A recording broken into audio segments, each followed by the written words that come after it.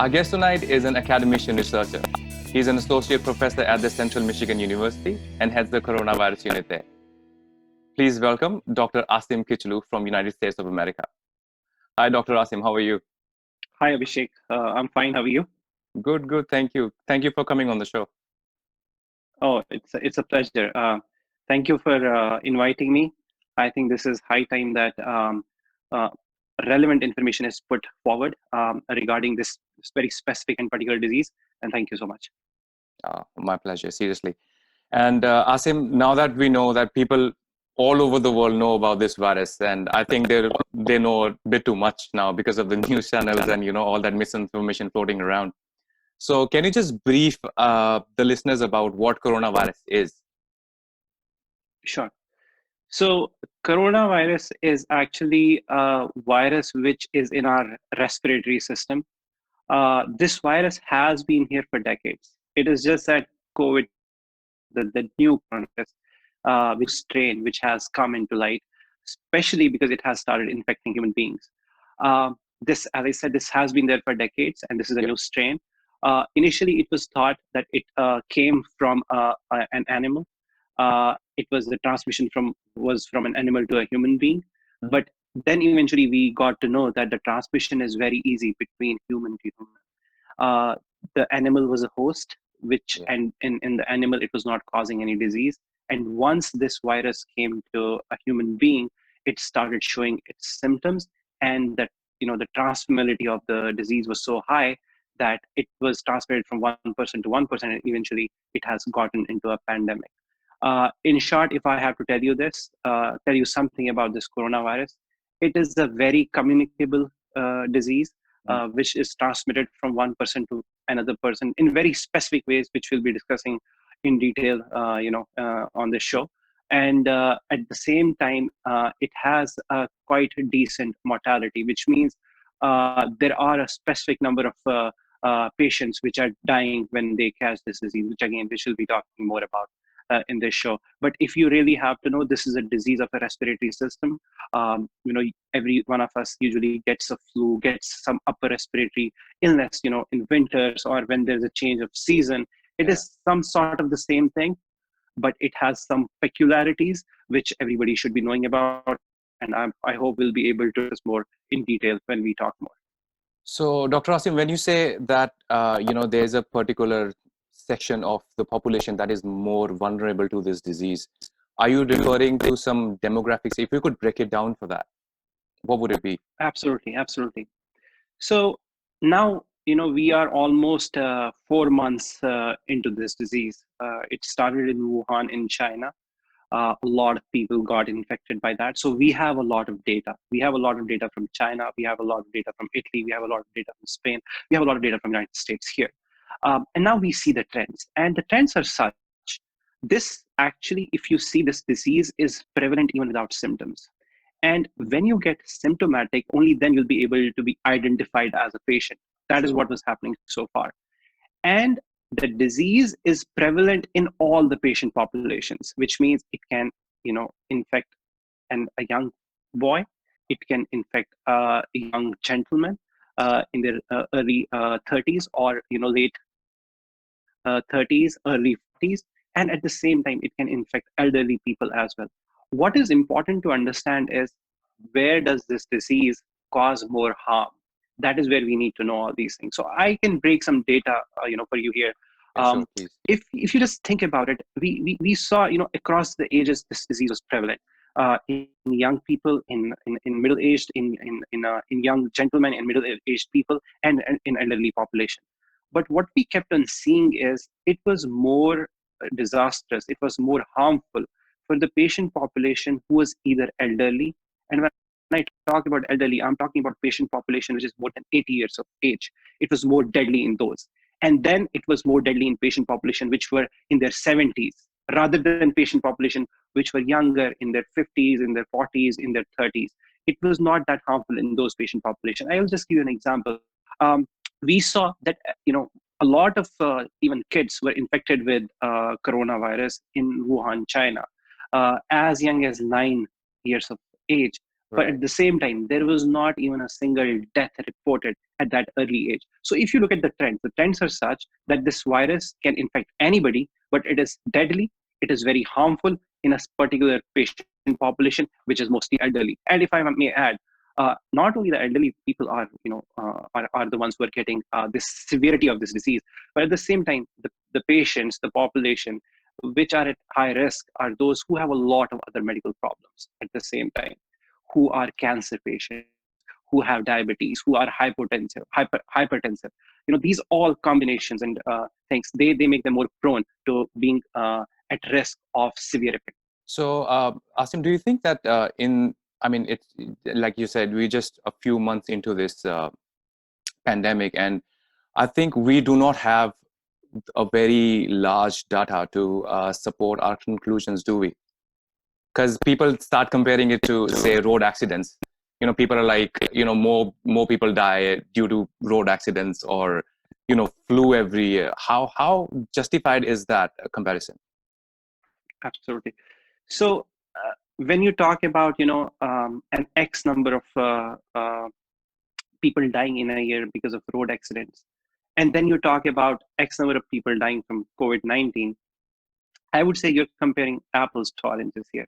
Reason Sure. being, when somebody dies in a road accident, it's not a communicable disease. It's not that if Yeah. one dies, you will start a chain, you'll start a series of deaths there, right? And when you're talking about a COVID-19 infection, you're talking about very high transfer rate within True. from one person to another person.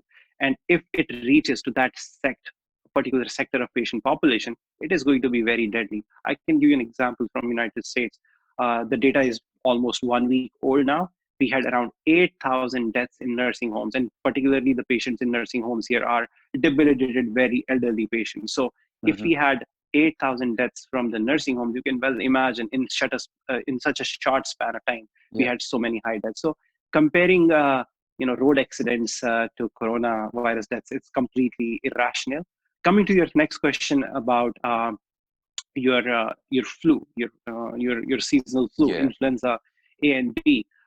Definitely, there should be a comparison between influenza A and COVID-19. And if you think about influenza and the cause of death, probably the fatality rate and the mortality rate can be comparable. We understand that part, but we understand influenza. We understand influenza A. We understand influenza Yeah. B. We know how to mitigate the symptoms of influenza A and influenza B. We have antiretroviral drugs. We have antibiotics for those things as well. And at the same time, we have vaccination for influenza A and influenza B as well. So we have armor where we can control that disease. But with COVID-19, we don't have much. We are just speculating. Every drug is in their early phase of trials. Nothing has been True. finalized yet. So it's very hard to compare these two entities altogether. Right now, all I can say is know the facts. Comparisons can be made when we have a whole data about comparing things. But at this time, we are still making we still have to make a lot of progress to know everything. So does temperature change this as well? Because it's a widespread notion that it does not survive in the hot climate and something like that. Is that true? Okay. So there was one paper which came out from Wuhan, China, which was talking about the survival in hot, humid climates. Actually, it was not talking about whether the virus can survive in humid climates and hot climates. It was talking about whether the virus will have the same transfer rate when it comes to hot climates. And they eventually concluded that there is not sufficient data at this time to say whether the transmission will be slower in hot and humid climates. Now, coming to your second question, can the virus survive in hot climates? It's a well-known fact. If you put anything into a hot climate, whether it will be boiling your water or heating your surfaces, no organism survives. Bacteria can't survive and viruses can't survive. But the thing is, what about a temperature which we can have in our environment? Honestly, here in the United States, we have a lot of cases in Florida. We have some cases in California as well. And when I'm talking about Florida, that is the southern part of US. a very hot area Right. where the temperatures in Celsius can be up to 36, 37, 38, right now. And the same thing goes for the southern part of California. The same thing is about that too. So we don't know anything as yet. But looking at the trends, if you can have the disease in Florida, and if you can have the disease in southern part of California, and those are hot and humid places, especially in Florida, so there's no reason not to think that this virus won't be there in summers as well. Right, because the main apprehension that we had in Australia, because we are approaching winters now, so everyone was freaking out that maybe it's going to spread, I don't know, to an unimaginable extent. So that's nice to know. So when we again coming to the temperatures, so how infected the food can be? Like I order something from the market, or a takeaway or a delivery coming to me, say a pizza. My wife loves pizzas. Mm-hmm. So Mm-hmm. what are the Everybody chances? does. So what are the chances that that food can be infected, and then when I eat it, so that infects me as well?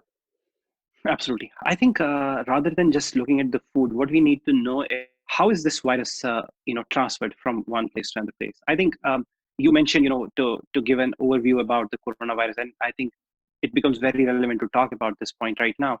Is the virus is transmitted right now from human to human. It is transmitted through a droplet infection. It is transmitted through droplet nuclei, which the droplet infection and droplet nuclei, the only difference is the size of these particulate matters actually. Right.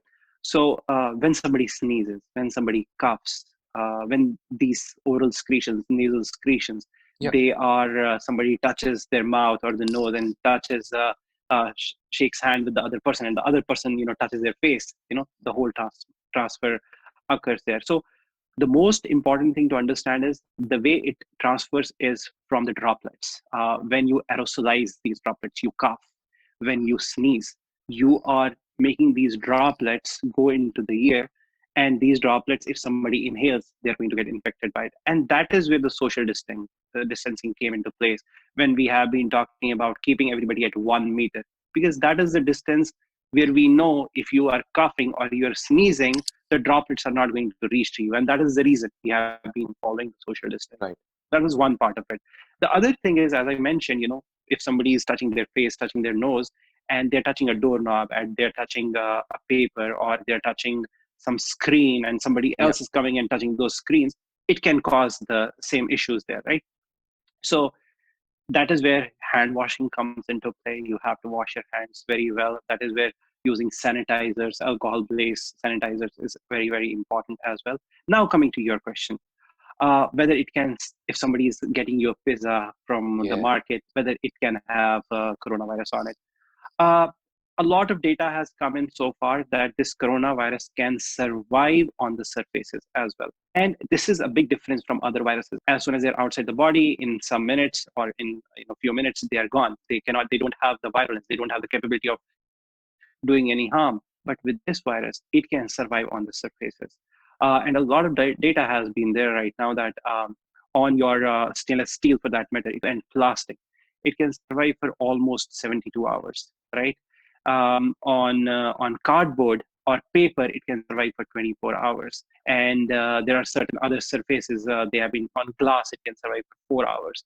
So do you see the whole trend of it can survive outside the body? And that is where, the whole idea of whether when you're going to grocery shopping, whenever somebody is delivering something to you, whether it Yeah. can be there.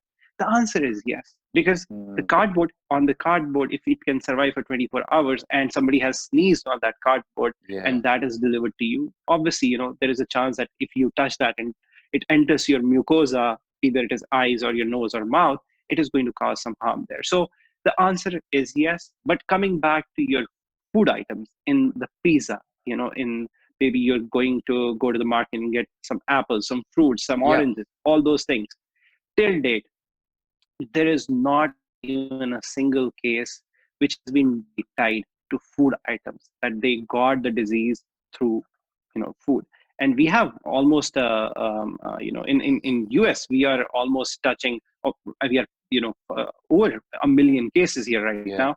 So if we have 1 million cases and we don't even have a single case reported, a direct transmission from some fruit or some food, it means that if it is not that communicable from these eatables, though But you can't rule it out, as can you? WHO says and every other doctor, you can't rule out. But Yeah. one more thing, I mean, as you get these fruits, you get your apples and whatever fruits you're buying from the market, you should wash them as you would wash them on any other occasion. Just Mm, wash them. That's what you need to do. You wash them and you eat them like you would do anytime, every time, right? So that is what I would suggest regarding the cardboard. I just gave you an yeah. example. I think people are very they have a lot of information regarding coronavirus. I am pretty sure all these delivery guys, they have the guidelines which they need to follow. They're wearing the mask. Obviously, if anybody of them is sick, is not working. So I think we are taking all the precautions. But if I need to answer that particular question, it does survive outside the human body, and it can survive on a lot of different surfaces.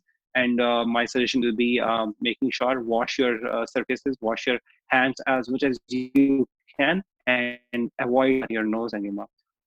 Can't wash cooked food, can we? So just reheating them would be fine, Oh right? yeah, we Or can't I would wash just stay cooked food. away, to be honest. Yeah, absolutely. See, cooked food, as I said, we have had over a million cases here right now, and not a single case has been directly linked with the food product. So I think it is safe. We don't have to be. Uh, there should not be a paranoia around it. To be very honest, uh, the delivery person can be infected and infect you. I Yeah, don't think the pizza inside that card box will be a issue for you. more of a That threat. card, the box can be an issue. The person delivery can be an issue, but the food product, I don't really think that should be an issue. Right. We've been sanitizing everything that comes from the grocery store. Trust me. Everything we get from the Absolutely. supermarket, goes into first, it has to be sanitized. Absolutely, absolutely.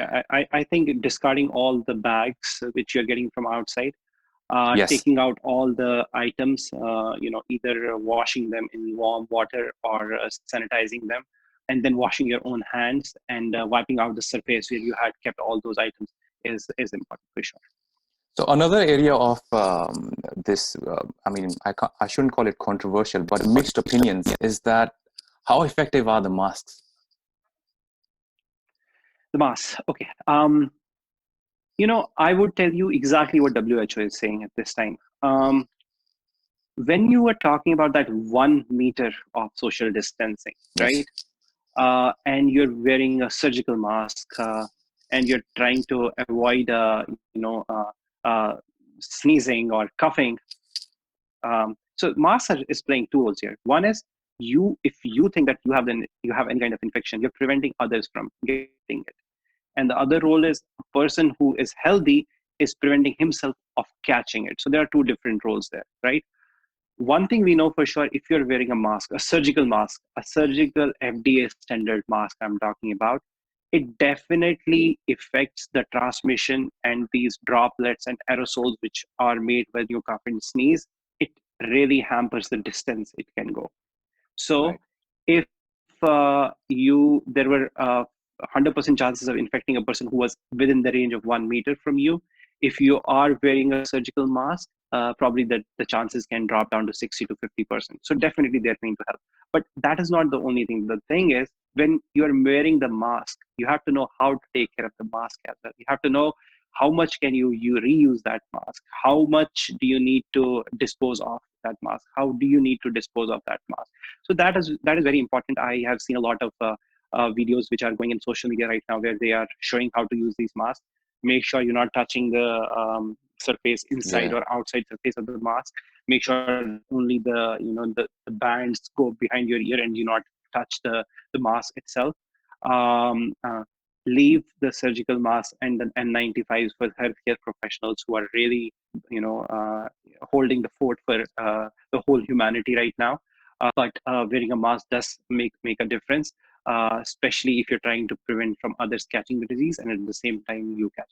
One more thing, Abhishek, if I may, masks are of different types. One is your surgical mask and one Yeah. is your N95 mask. There's no reason for anybody to be using N95 masks who are not being directly involved in the care of these patients who are COVID positive. Leave the N95 mask for the professional surgical mask if you have access to it. Make sure you are taking proper care of it. That does not mean that you don't have to wash hands, you don't have to sanitize your things.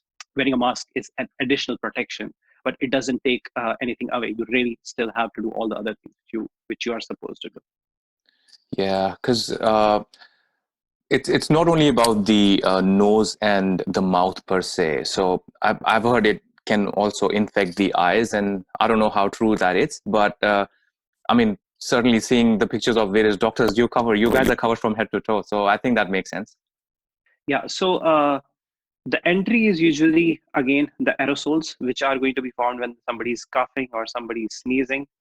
Uh, or there are a lot of other procedures when you're doing, which we don't need to go into details about. Right. These aerosols, these particles, these droplets can enter your mouth, your nose, and your eyes as well. Any mucous membrane involvement can lead to infection.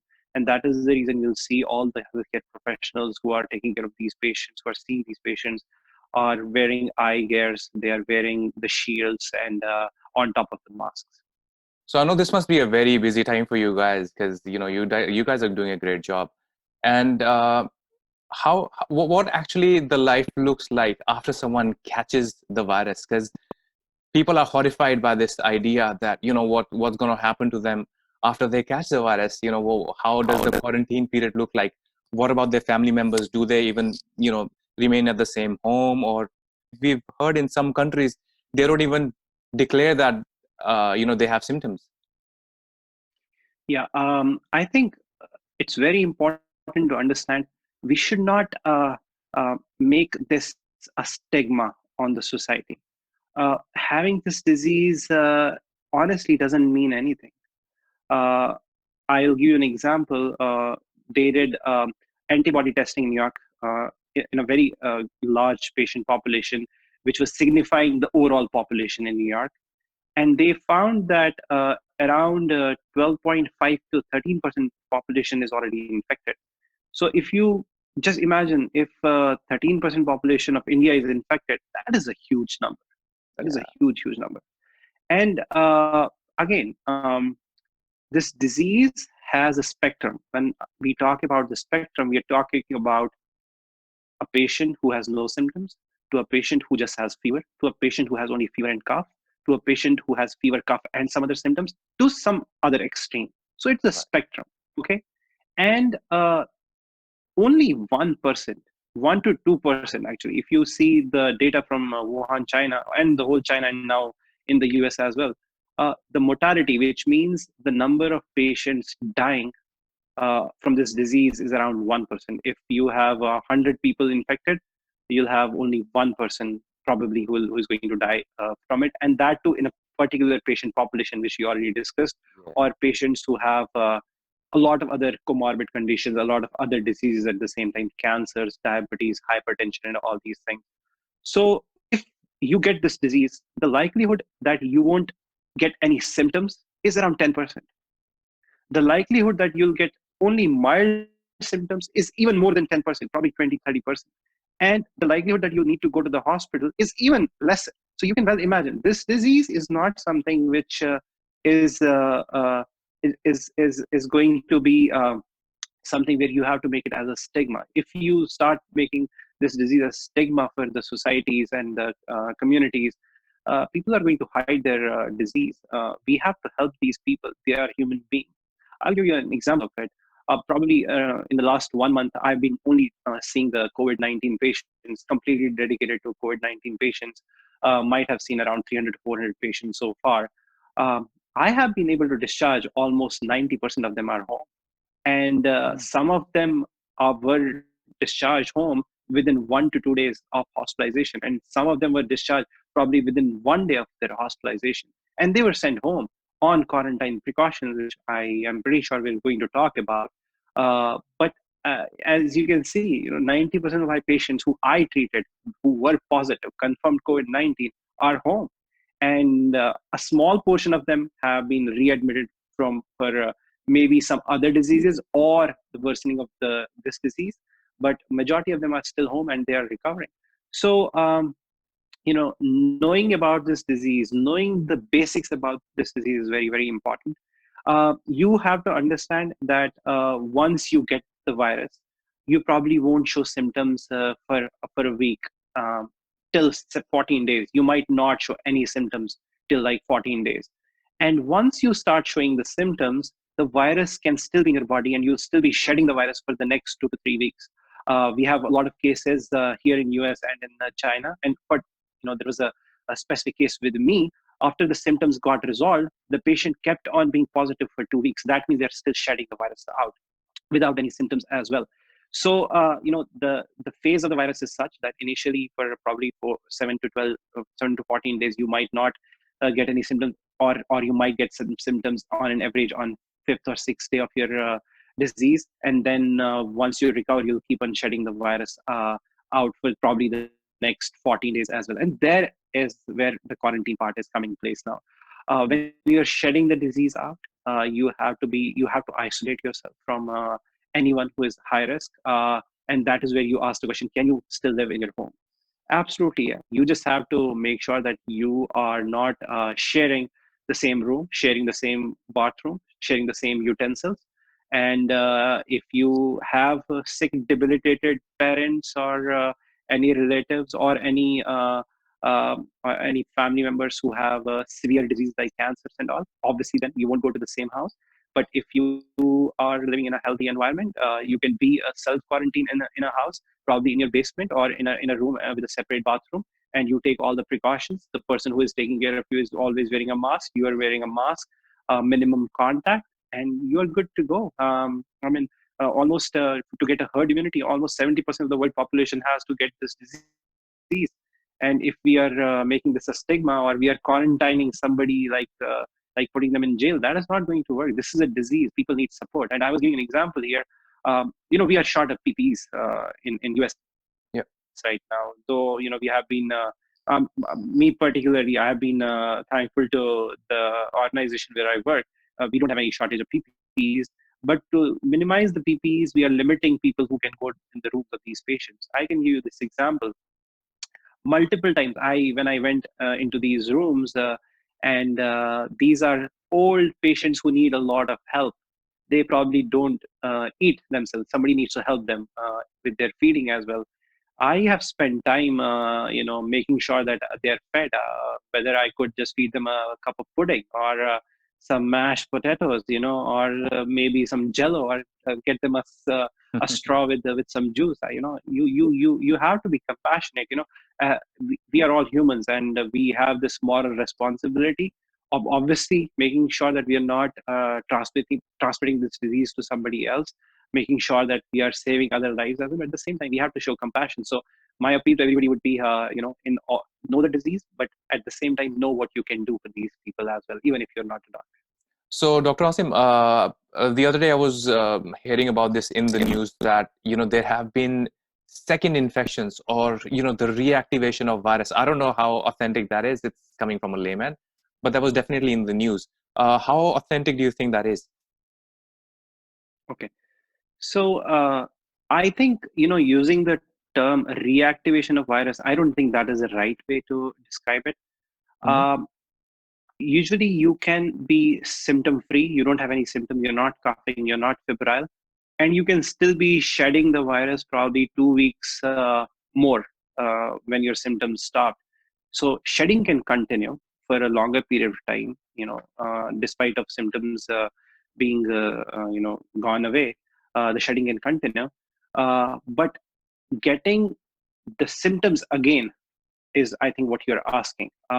Honestly, right now, we don't have much data about it. If you ask me, the way human body and the way human immunity is built, once you are immune to something, chances of having the same disease is there, but it will never be the same severity. The severity is going to be always very, very less, unless until there are different strains, mutations in the virus or the bacteria and all these things. But till now, we have not seen, I have not seen, and I have not read much about anybody who was completely virus free and then after a long period of time got sick again. it could be, though there could be one reason for sure. You can be falsely negative, which means that when they tested you, you came out to be negative, but you were never negative at the same time. True, true. Because whatever testing you're having right now has a lot of falsely negative things. The sensitivity probably is around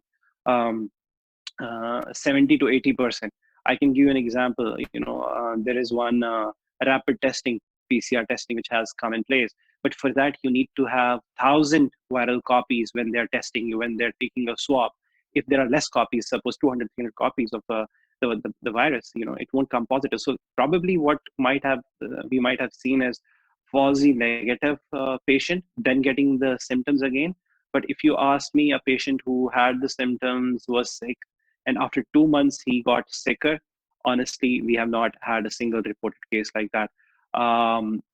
There is a long way to go to see how innate immunity, which means the immunity of the body, the nature has its ways, how that is going to be a defense against this virus. But if you ask me, the answer would be getting the disease later on once you have recovered. The chances are there, but how much, the time will tell. Hmm.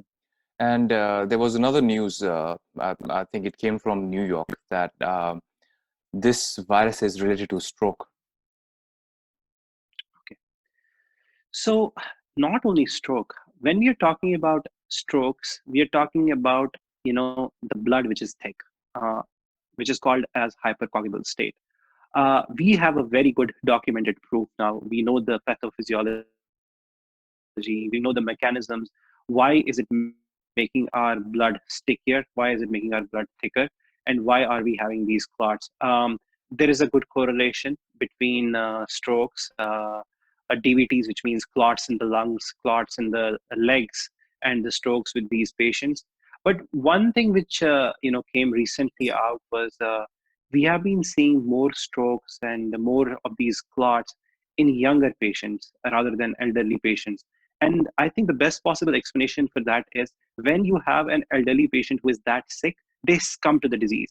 And that is the reason, our focus is never on a stroke or never on a clot. But in younger patients, they fight it pretty well. There is definitely a correlation of stroke, of these clots. And we have been reading a lot of literature, and a lot of progress and a lot of research is going on right now to understand how can we prevent this thickening of blood, this hypercoagulable state in the blood. How can we thin the blood, whether it is even worth it to thin the blood. A lot of research has been going on. We just actually, in my university, we had a big grand round where we discussed the possibilities and what the latest literature says at this time. But again, it's a work in progress. But you're right, these patients are at risk of strokes and clots. And how close do you think we are to getting a vaccine? And how correct are people when they be like, you know what, we will soon have a vaccine? But given that, there has been no vaccine for HIV, if I'm not wrong, Mhm. and a few other things that we never had a Yeah, vaccine for. How confident can we be that there is going to be one vaccine soon for this COVID-19? absolutely. Um, Work is in progress. I think there are around 90 pharma companies, government agencies versus the private sector, who have taken an initiative. Out of those 90, 7 of them have started trials on the humans as well. So we are making some progress. Now, coming to your question of, there are a lot of viruses where we don't have vaccines, and that is true. And that is a dreadful situation we don't want to think about in this disease as well. You talked about HIV. HIV, we have been struggling for almost, I would say, 4 or 5 decades now, trying to control the HIV pandemic, which definitely is a pandemic as well.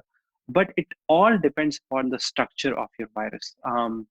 The the proteins the protein molecules the virus has, and what kind of protein molecule is actually the molecule, or the antigen, which we call it, which actually helps the body to make the antibodies and fight against that virus. For HIV, that has been a big problem. HIV is very notorious in changing its form it sticks to our DNA and makes certain other forms which are other kind of strains, and it is very very tough to have vaccine for such viruses. Coming to the coronavirus, we know it is a long protein. We already know about that. We already know some structure about this coronavirus. How does it attach to the cell? What are the proteins which are required for the attachment of the cell? And we haven't been able to. We haven't had much other strains of this COVID-19 right now. So, looking at the comparison of HIV with COVID-19, I think the vaccine will come. It is the structure of this coronavirus is not as HIV virus. So, in a layman form, if I would want to tell you, I would say the hope of vaccine with coronavirus is definitely there. You can't make a vaccine where you have 60 odd strains of a virus, which is the HIV, but at the same time, you can have a vaccine of something which is not been documented well, has a lot of other strains as well, and we are trying to understand the structure of this vaccine, this virus in detail now. And I'm pretty hopeful the way all the resources are spent on towards this particular disease right now, we might have something within a year. So, Asim, you must have observed new trends like people working from home, and even those organizations which would have never thought that they could work from home. They're working from home, and interestingly, many doctor consultations have gone online. So, what do you make out of that? I think that is going to be a new norm now. See, this virus is going to be among us till we don't have a strong vaccine which can give us good immunity. So, whatever we have to do is use preventable methods and preventive medicine to halt the spread of this virus. And that is where social distancing has played a major role. As you can see, any country which has gone to social distancing and closing everything, the curves have flattened faster. So social distancing is the way to go till we have the vaccine. And till then, I think this is the new norm. Probably anything which can be done remotely, and the current dynamics in which we live in 21st century, the technology is so advanced that even surgeries can be performed remotely. So anything which can be done remotely should be done remotely to avoid undue exposure to people who have not gotten the virus, and to prevent spread of this infection to anybody who can come in close contact with each other. So this is a new norm. Now with the new norm, we have to understand it always will have its own benefits, and there will be certain things which we have to worry about. And one of the most important things which we have been seeing here is mental health. I think when you're confined to a place, when the social distancing in is being observed right now, a lot of challenges for mental health have been come up. Not only just because the economy is taking a big hit. There are a lot of people who have been laid off, people who have been furloughed, salaries which have been slashed, cut. People have to don't even know how are they going to pay their mortgage or their bills Mm. for the next month. The whole dynamics are such that not only the pandemic part of coronavirus, but the impact it is having on the society right now is leading to a lot of challenges, um, which obviously are depicting in mental health. Now, when we talk about stress, when we talk about mental health, it has a very direct correlation with a lot of medical problems. You talk about your obesity, your eating disorders, your diabetes, hypertension. So it is a vicious cycle which we are getting into. So what I would want to take an opportunity right now and say, rather than social distancing, we should be observing physical distancing. We Physical should distancing, be true. living trying to be physically apart but not socially apart. Yeah. Make sure that you identify your neighbors, you identify your friends, you identify your family who are very vulnerable. We are all human beings. We have a moral obligation to help anybody in need, especially if they're your friends, families, any neighbors. Always be vigilant about those things. In US we have hotlines for suicide hotlines and mental health hotlines, and a lot of states and administration has done wonderful job in providing such a nice network of mental health doctors, psychiatrists, counselors who are helping these people. But they need sometimes more than that, and that is where people who are blessed by Almighty, who have the resources, should come forward and help their relatives, their friends, and people in need. True. I think these are hard times for, you know, for even the behavioral side, the financial side. Even on my channel, I always promote having some kind of emergency fund, because that, these things can have a toll on your mental health a lot. I mean, just look at the panic buying. What was the situation in US? We were panic buying toilet paper in Australia. Yeah, yeah. I think that is the psyche of a human being. Whenever you see that something bad is going to happen, your defenses go up.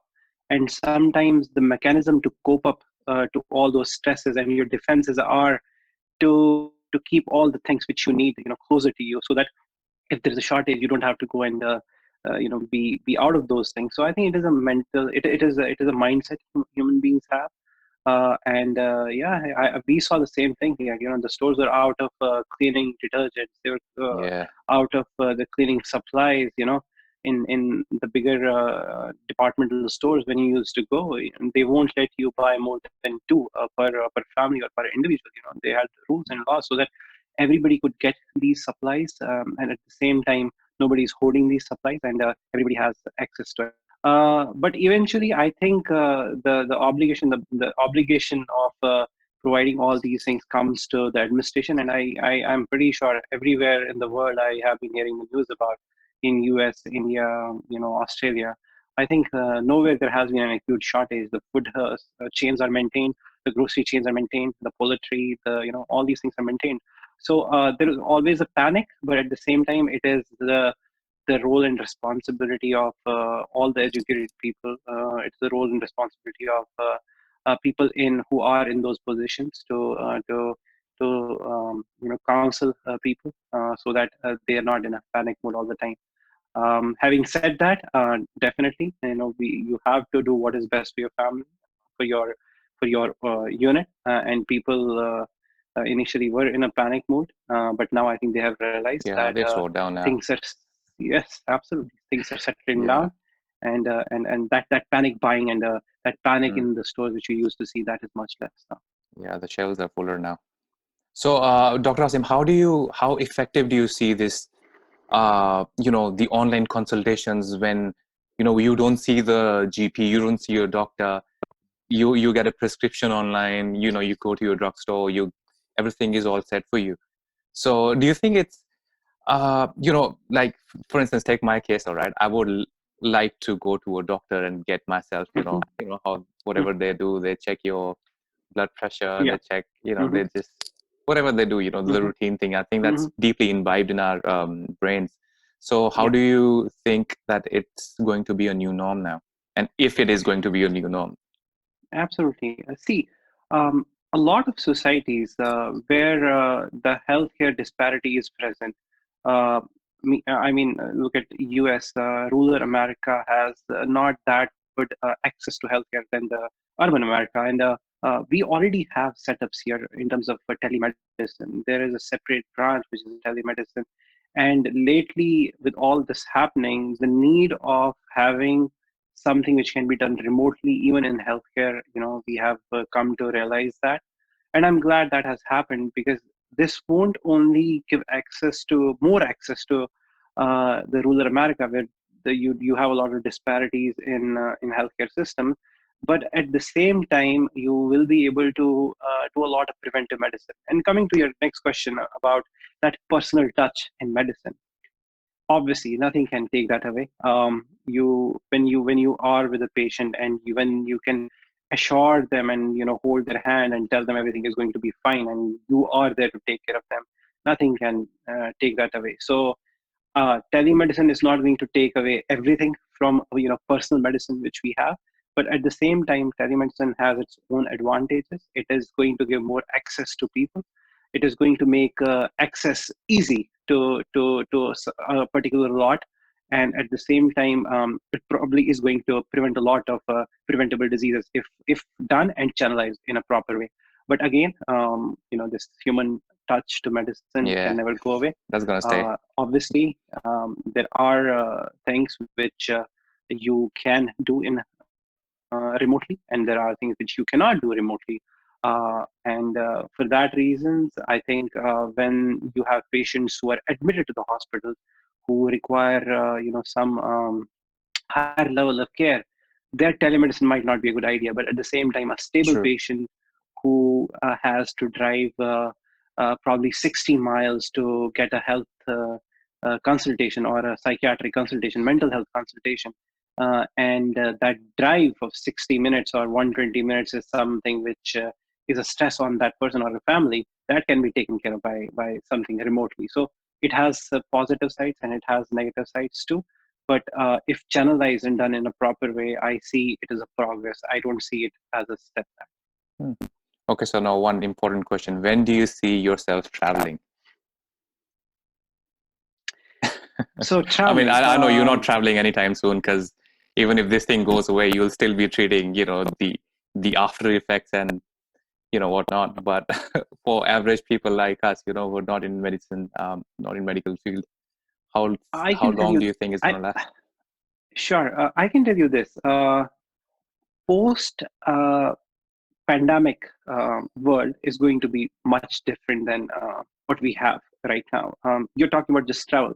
I can tell you, people who are really into entertainment and movies and all these things. Hmm. Even for them, you'll see the content of the movies and the stories is going to change dramatically now. Hmm. We are going to see things from a different perspective, from a different point of view now. And same thing goes in almost every field of our life, whether it is traveling, vacationing, attending the weddings, concerts, games, and all these things. Um, I really believe, unless until we don't have a proper vaccine, things are going to be little. People will be hesitant. They will be anxious, and once we have a vaccine, which is provides a defense, things will be pretty eased out. But till we have a good vaccine, I really see the anxiety and a little bit of chaos going on. Right.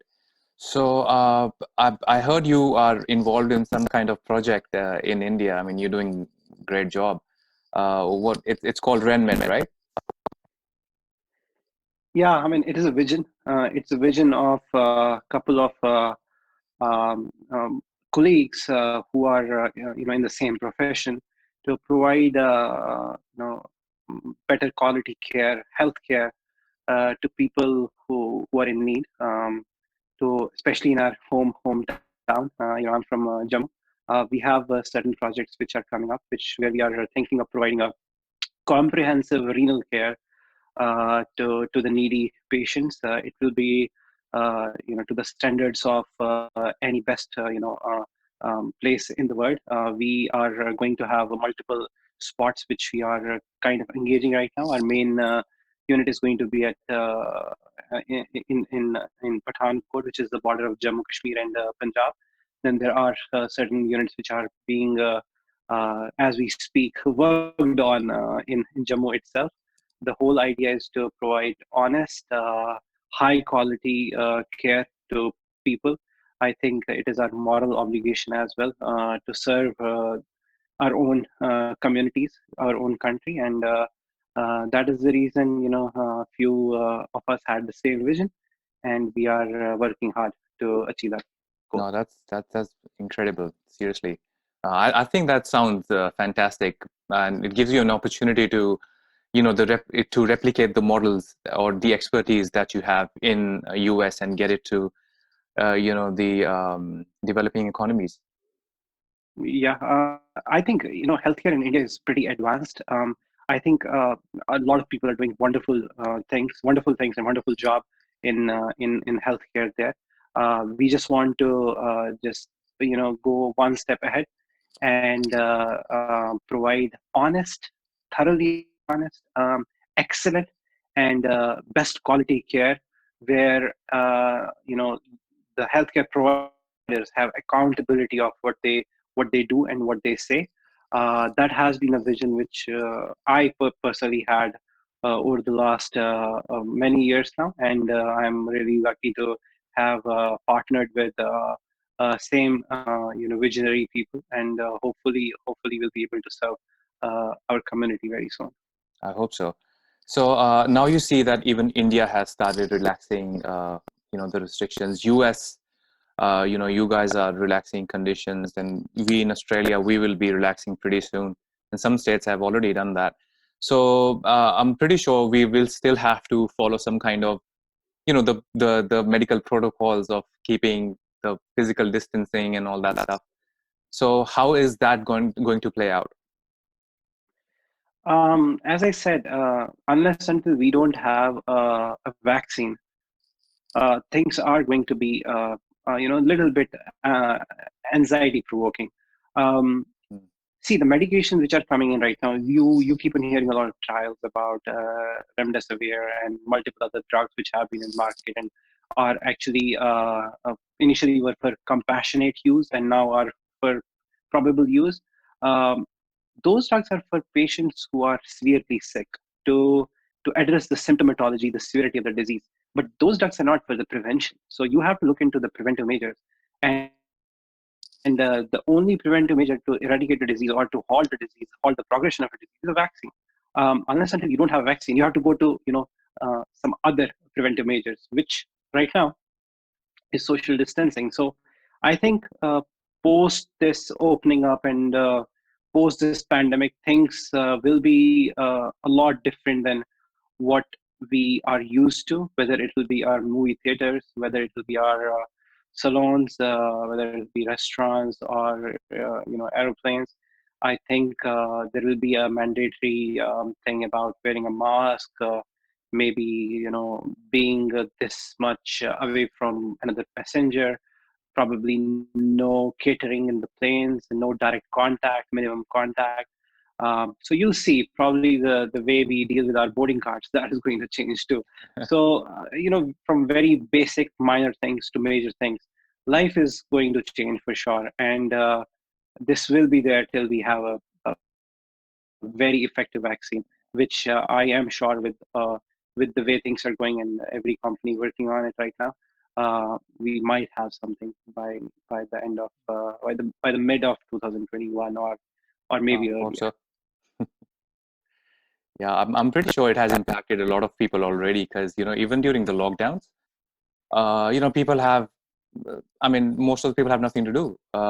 And they are, busy watching the news and, social media.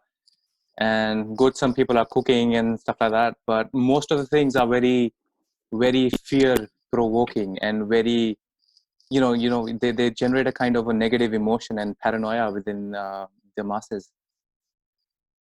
Absolutely. I would say we have to avoid negativity around it. Coronavirus, COVID-19 is here to stay. It is not something which we are going to completely eradicate in the near future. It is going to take us a lot of efforts and resources to take care of this part. Till then, what we need to do is that we need to know what is the right and true information.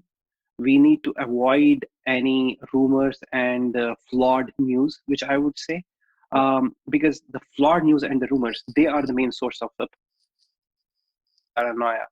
I just gave you an example early on. The patients who I lost personally were all more than 90 years old. I lost, as I said, I probably have encountered probably 300 to 400 COVID positive patients, and I lost three patients so far, and all of them were about 90 years old. One was 90, one was 93, and one was 101. So it is affecting a particular patient population. My appeal to everybody would be, if you have very elderly relatives, the grandparents at home, try to be with minimal contact with them if you are not maintaining a lot of social distancing, which you should, by the way. Hmm. And if you have any sick parent or a sick relative at home who is at high risk, you should be extra careful. Washing hands, don't have any unnecessary visits to these places. Yeah. Making sure that you are not going to crowded places, no undue unnecessary travel. I think these are very, very important things. If we are able to take all the preventive measures, the disease will run its course. We don't have a magic wand where we are going to just do something extraordinary, magical, and disappear things. The disease is going to take its course. So let's be compassionate. God has made us with a purpose. God has made us compassionate. Let's be compassionate. Let's understand the disease. Let's not spread paranoia. Let's not spread chaos, and try to deal with it together. Be receptive to your administrations, what your healthcare administrations are saying, whatever your healthcare experts are saying, whatever your physicians and doctors are saying. Just listen to them. But at the same time, if somebody has been infected or is positive, it just means that they are positive. They are still human beings. They still need the same compassion, the same care, the same personal touch, with distance, obviously. But they need it all. We still are humans, even if we have COVID-19. My appeal to everybody will be to be humans first, Sure. but at the same time, make sure that you are taking all the precautions so that you don't spread the disease. And even like you said that, during the lockdown, there can be, things that can be taxing on your brain.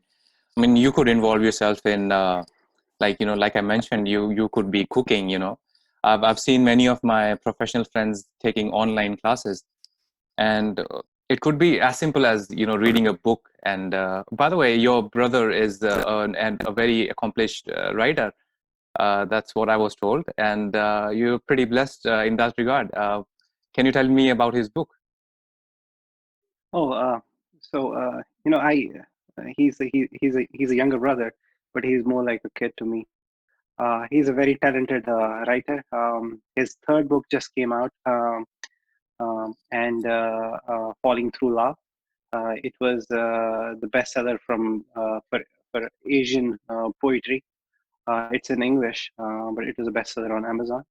Hmm. Yeah, for that matter, even though I was busy, in between I would just read a couple of his poems and make sure that my brain is channelized in the right way. Reading is absolutely important. I think this is an opportunity for all of us to introspect, to to gain knowledge, to gain vision, to be better human beings. And what else could be more productive than reading literature and knowing more? So that is one way of keeping yourself engaged. One thing is for sure, you'll be away from the negativity and false news and flawed reporting on a lot of things. Yeah, I really enjoy reading, and I hope people do the same thing. It is extremely going to help them to avoid all the negativity. I'll, I I'll, endorse reading. I'll certainly buy a copy of that. I'll start reading that too. Oh, thank you, thank you. Yeah, I mean, it's right. I think everyone should, take this lockdown, or, this period of isolation as an opportunity to maybe up their skills, or, whatever field you're in. Or maybe you want to maybe learn a language, maybe you want to get into poetry, maybe, I Absolutely, mean, anything that soothes your brain, because, you're bombarded with so much negativity these days. So I think that that's the absolutely. right direction to go in. Nice. So, Dr. Asim, now that, you've seen so many things, you've seen this crucial part of your career, you've done wonderfully well in your career, and you've treated people, you are the hero of today's time, and you've We all seen are. people die. You've seen your patients die. I mean, I think that could be really, taxing on the brain as well. So having been there, done that, seen so much already, I mean, what do you make out of life? If you had to give one message to anyone, out of your experiences, what would that be? Absolutely. I think you know being through this short period of my life, but it seems like a very long period. Um, have been involved with these COVID-19 patients for the last 1.5 months, where I have been heading a unit. Um, I think what we always forget is, the human being is a social being. Um, we sometimes take it for granted. We are so much engaged in our devices, cell phones, or social media. You call it Facebook, Instagrams, Twitters, and whatever not. We forget that there is much more to it. When I saw these patients being lonely, no visitors are allowed. And I saw these patients being alone in the room with minimal interactions, because everybody is trying to avoid unnecessary contact with these patients. You understand the basic reasoning of life. uh, Human beings are social animal. You are going to succumb to um, your loneliness if you're not social. So one thing which I learned is, I think I started appreciating family more. I think I Mhm. have started appreciating togetherness more.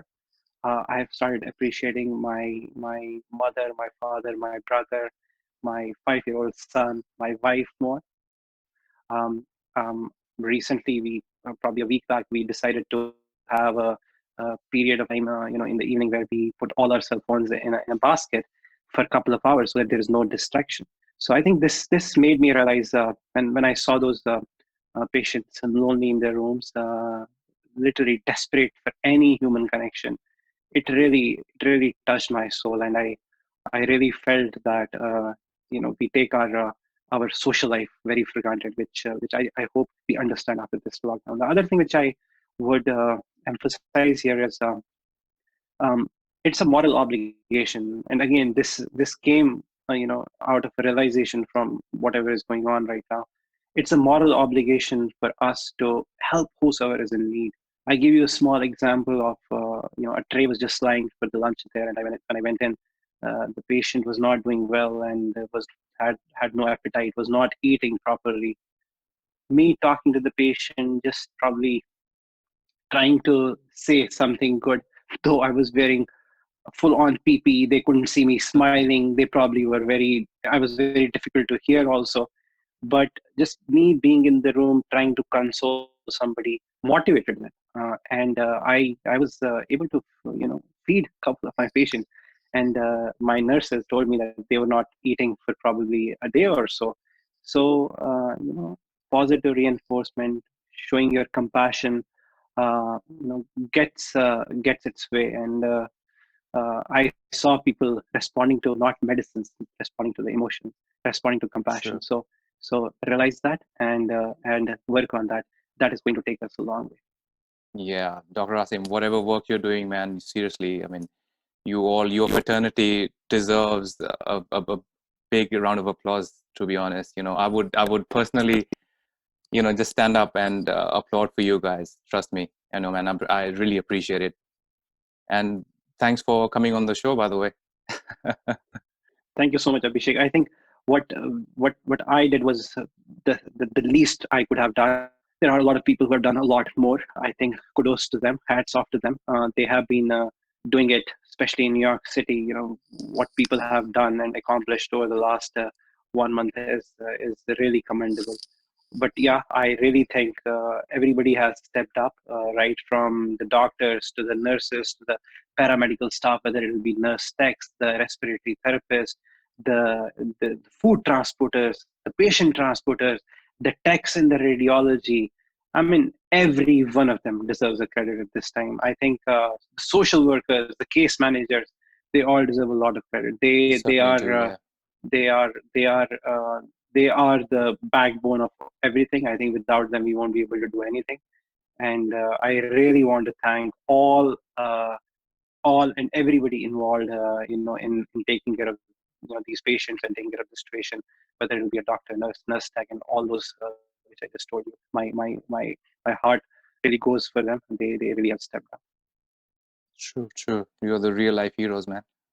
Appreciate Thank you you so much. for coming on this show. Thank you so much, Thank Asim, you. and stay safe. Thank you so much, Abhishek. Thanks. Lovely talking to you.